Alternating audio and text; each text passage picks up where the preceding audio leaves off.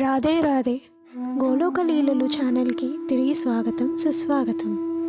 నారద ముని ఆశీర్వాదంతో వ్యాస మహర్షి శ్రీమద్ భాగవతాన్ని పూర్తి చేశారు. సరిగ్గా అప్పుడే వ్యాసుల వారి కుమారుడైన సుఖదేవుడు వచ్చారు. ఆయన పుట్టుకతోనే ఎవరితోనూ బంధం లేని ఎంతో పవిత్రమైన వ్యక్తి.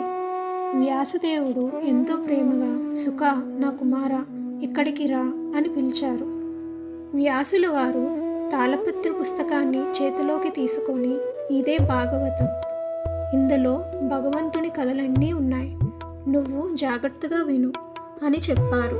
సుఖదేవుడు ప్రశాంతంగా వింటూ భాగవతంలో ప్రతి మాట ఆయన హృదయాన్ని వెలిగించింది.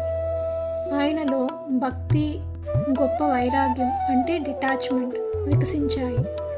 ఆ గొప్ప జ్ఞానాన్ని తెలుసుకున్న సుఖదేవుడు ఏమీ మాట్లాడకుండా అక్కడ నుంచి ఎవ్వరికీ చెప్పకుండా అడవిలోకి వెళ్ళిపోయారు.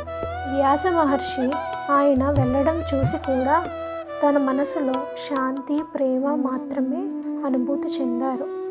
అలా గురువుగా వ్యాసుడు నుండి శిష్యుడు అయిన సుకుడికి ఆ గొప్ప జ్ఞానం అందింది. విధి సుఖదేవుని అడుగులను ఒక గొప్ప పని కోసం నడిపిస్తుంది, కానీ అది ఇప్పుడే మనకు తెలియదు. సుఖదేవుడి పుట్టుక కథ ఎందుకు అంత గొప్పదో తెలుసుకోవాలనుకుంటున్నారా? కింద కమెంట్ చేయండి. పార్ట్ 3లో గంగా తీరంలో సుఖదేవుడు పరీక్షిత్ మహారాజును కలవడం చూద్దాం. భాగవత ప్రయాణం కొనసాగించడానికి నా గోలోక లీలలు ఛానల్కి సబ్స్క్రైబ్ చేసుకోండి. మీ లైక్, షేర్, కమెంట్ మాకు ఎంతో ప్రోత్సాహం ఇస్తాయి. Thanks for watching. జై శ్రీకృష్ణ.